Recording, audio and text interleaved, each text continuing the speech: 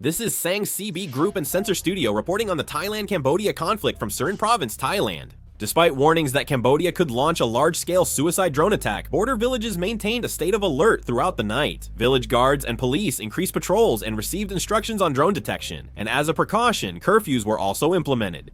This is Surin Province. The soldier is Private To Sashrili Lachai of the 23rd Infantry Regiment. A ballistic missile, 21 bombardment by Cambodian forces killed a soldier in Surin Province. Now, the Thai military is bombing Cambodian military posts in Surin Province, Thailand. This is a hospital. Cambodian forces launched a massive bombardment targeting a Thai hospital. Doctors, patients, nurses, and other civilians are seen urgently evacuating to bunkers. This is Trat Province, Thailand. Currently, Cambodian special forces have infiltrated Trat Province.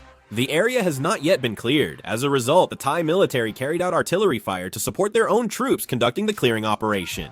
This is the Osmak area in Cambodia. Thai F-16 fighter jets carried out airstrikes on the Osmak area. Osmak is also known as a criminal hub in Cambodia. The Thai military initially focused their attacks on the criminal hub. This is a temporary shelter in the Otar Menchi area of Cambodia. A warehouse has been converted into a shelter, and many people have fled here. This is the Otar Menchi area in Cambodia, where there is a criminal hub. The Thai military carried out bombings targeting the Cambodian criminal hub, causing significant damage to the buildings. This is the Preparedness temple. The Cambodian military uses motorcycles to move quickly and reach areas inaccessible to other vehicles.